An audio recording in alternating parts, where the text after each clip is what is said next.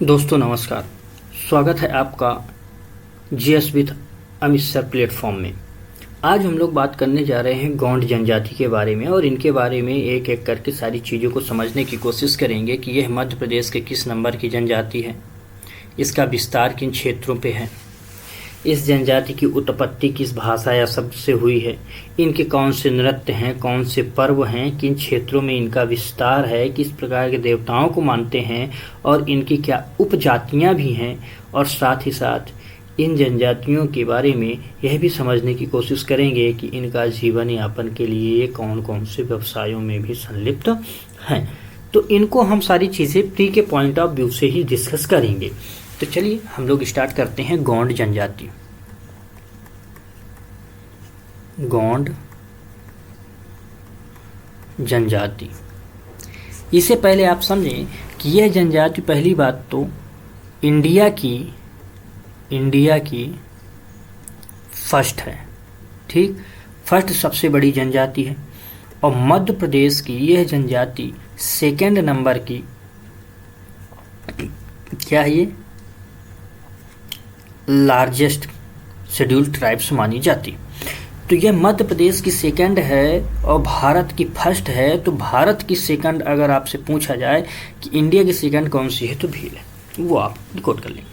खैर, इतनी बातें आपको पता चल गई इस जनजाति के बारे में। अब बात करते हैं कि इस जनजाति की जो उत्पत्ति है वह कैसे हुई।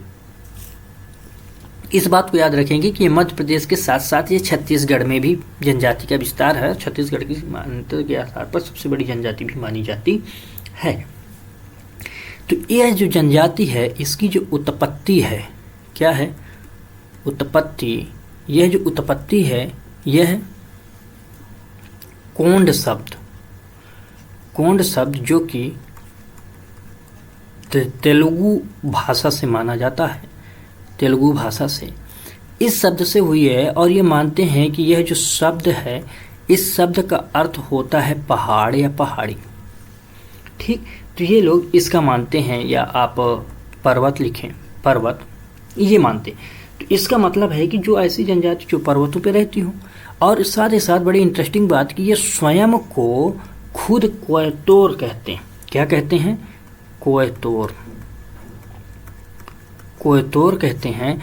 और इस कोयतोर का जो अर्थ होता है, इसका अर्थ ही होता है कि ऐसे लोग जो पर्वतवासी मनुष्य हों। तो अर्थ में क्या मानते हैं? पर्वतवासी मनुष्य। तो इतनी बातें आपको पता चली। तो इस कोयतोर को आप लोग एकदम से याद रखेंगे कि कोयतोर का संबंध जो है, तो पूछ लिया कि कोयतोर का संबंध किस जनजाति से, तो ये आपको पता होना चाहिए, एक बात। दूसरी इंपॉर्टेंट इंटरेस्टिंग बात कि यह द्रविड़ परिवार से संबंधित है। किस परिवार से?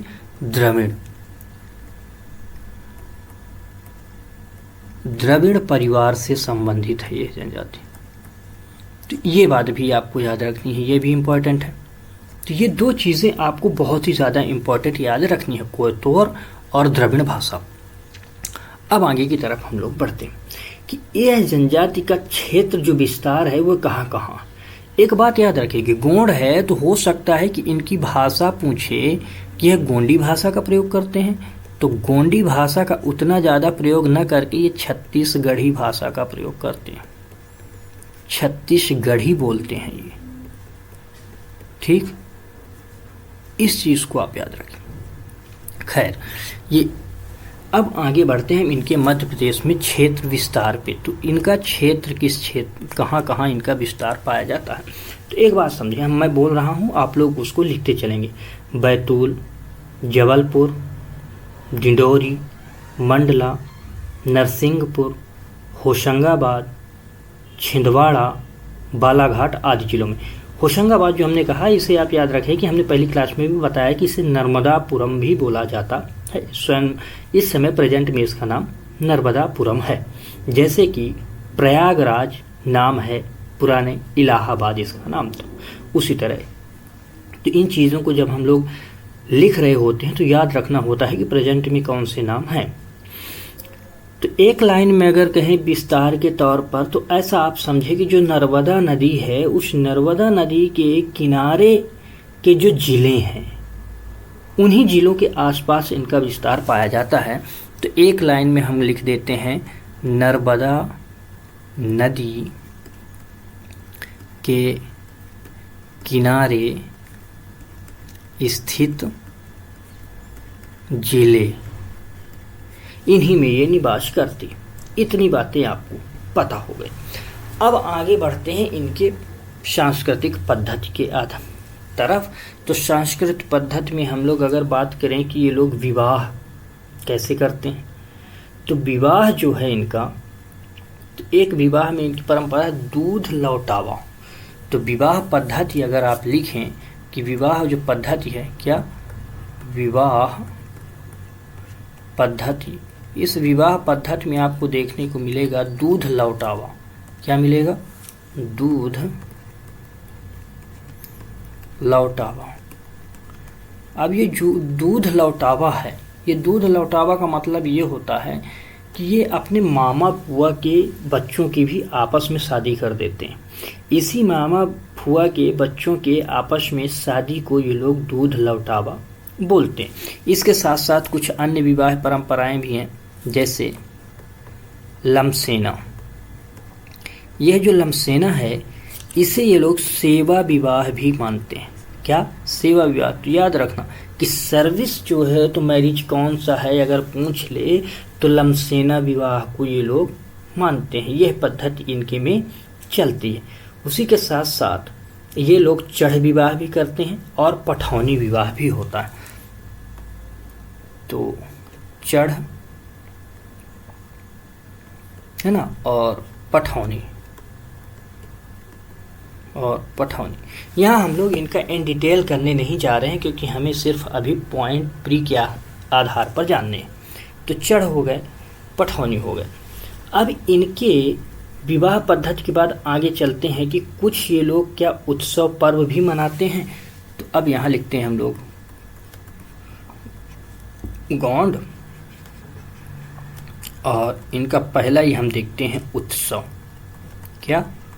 उत्सव या पर्व, कि इस उत्सव या पर्व में ये कौन कौन सी चीजें मनाते हैं। तो एक है मड़ई उत्सव। कौन सा?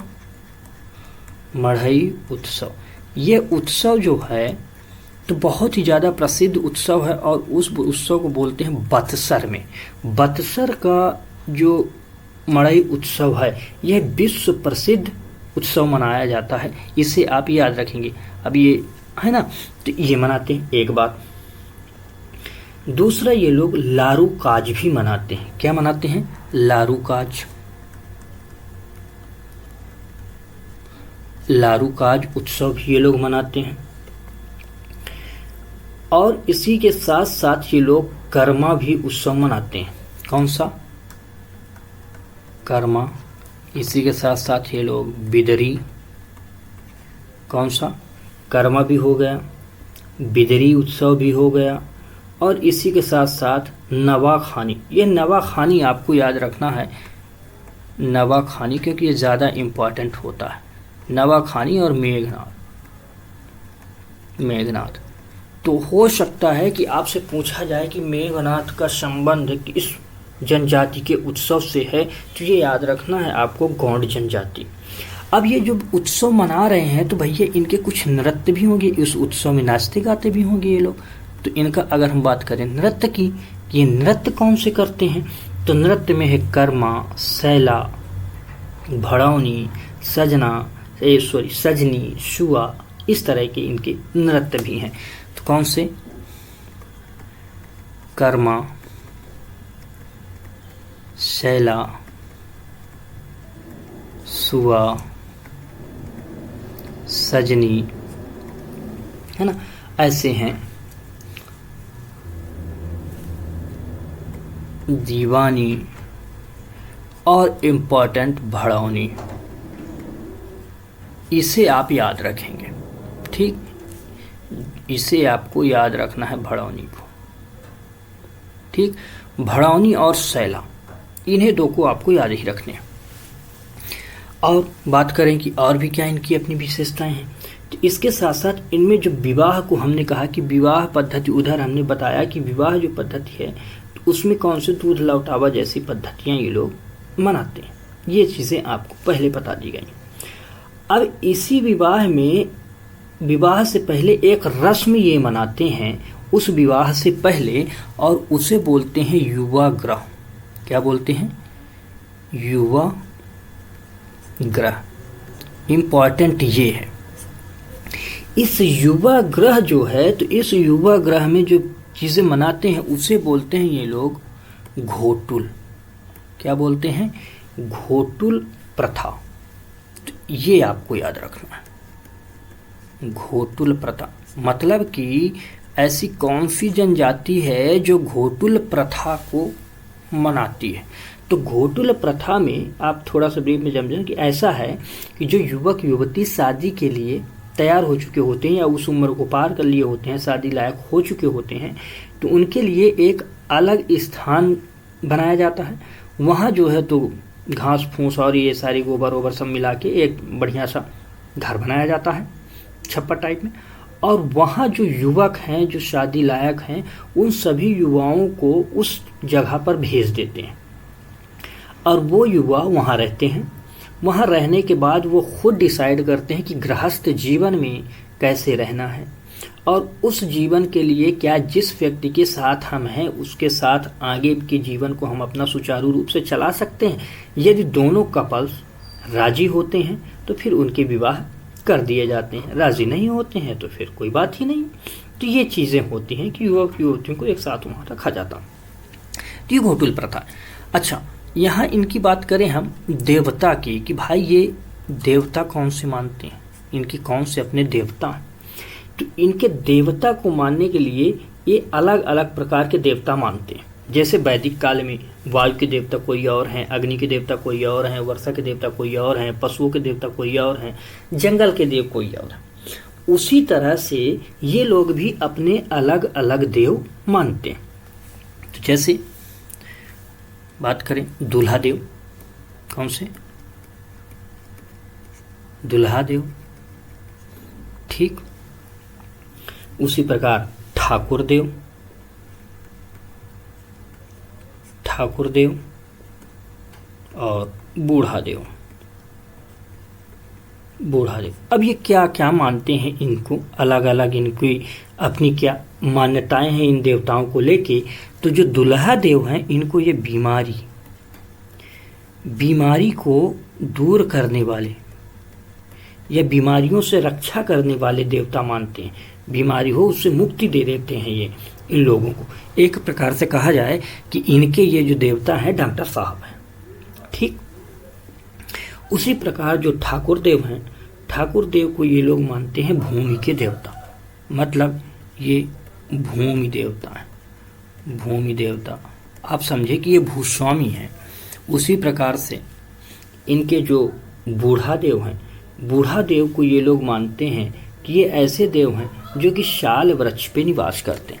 तो ये पूछ सकता है कि आपको कि ऐसे कौन से देव हैं जो शाल वृक्ष पे निवास करते हैं। तो ये शाल वृक्ष पे निवास करने वाले देवता हैं, इसलिए इसको आपको याद रखना है कि ऐसे कौन से देव हैं जो शाल के वृक्ष पे निवास करते हैं। क्योंकि अभी आपको और भी कन्फ्यूजन आएगा जैसे जैसे हम जनजातियों पे बढ़ते जाएंगे, है ना।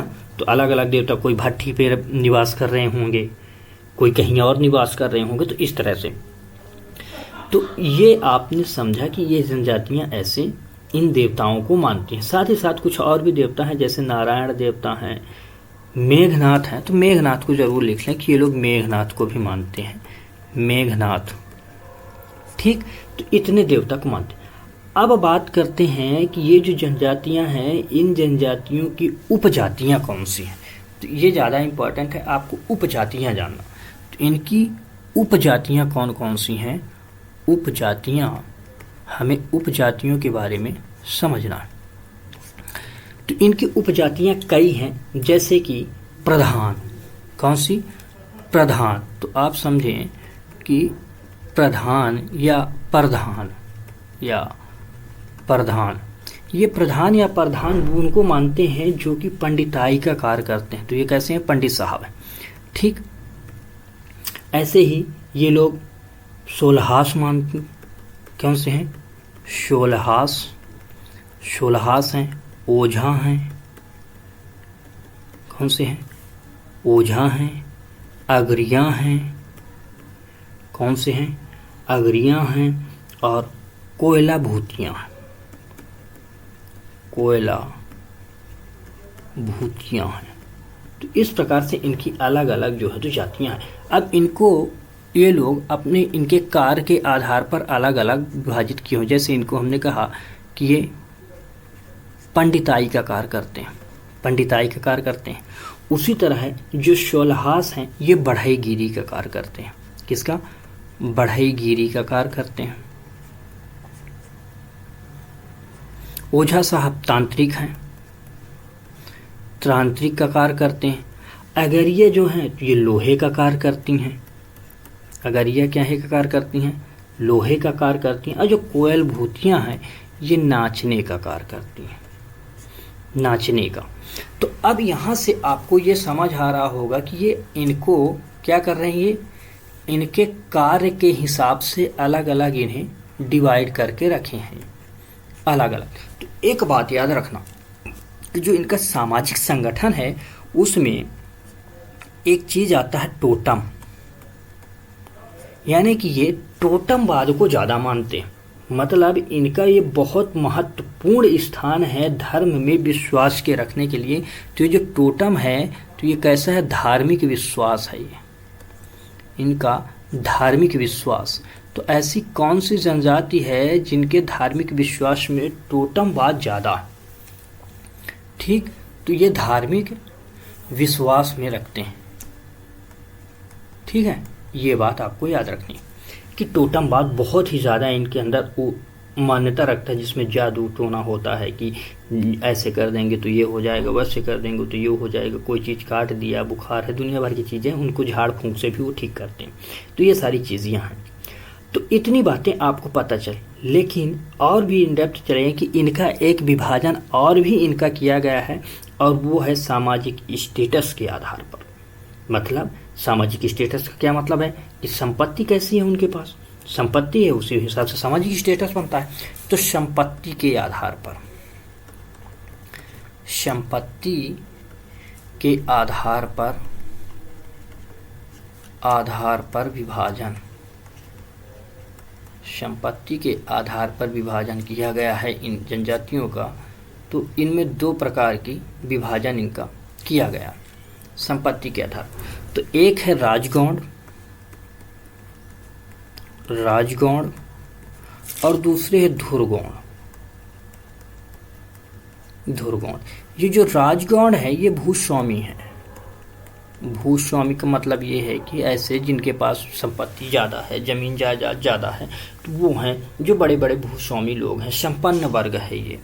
और इसी प्रकार से धुर जो हैं ये गरीब हैं,